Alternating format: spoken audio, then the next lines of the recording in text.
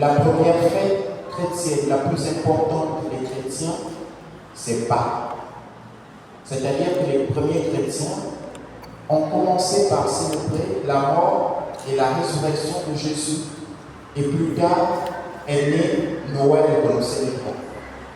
C'est donc la première des fêtes chrétiennes dans l'histoire de l'Église que nous célébrons aujourd'hui. C'est en ce terme que le Père Georges s'est adressé à ses fidèles ce dimanche 20 avril 2025 à l'église Saint-Christophe d'Avrombam à l'occasion de la fête de Pâques, une fête chargée de sens pour les chrétiens, le passage de la mort à la vie. Autrement, comment devons-nous comprendre ce passage de la mort à la vie dans notre vie de tous les jours? Pâques signifie passage, c'est-à-dire un passage pour nous chrétiens, c'est le passage de la mort à la vie. Et c'est ce passage-là que nous sommes, nous, appelés à opérer dans notre vie spirituelle au quotidien, c'est-à-dire un signe de rénovation de façon constante.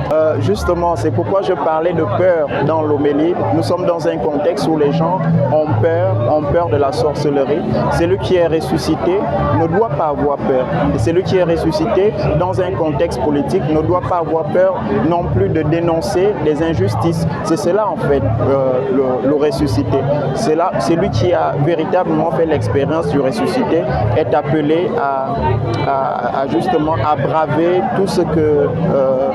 À l'endroit de notre pays qui est parti de la 4e République à la 5e, le nouveau président fraîchement élu est beaucoup attendu par les populations gabonaises assoiffées de changement. Je suppose que le président Olégué, notre président de la République qui vient d'être élu, c'est un chrétien comme il a toujours montré.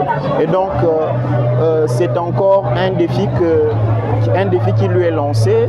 Il sait qu'en tant que chrétien, il est appelé à répondre à beaucoup de préoccupations des Gabonais. D'accord ? Et donc la Pâque devrait s'exprimer aussi dans cela. C'est-à-dire que si avant la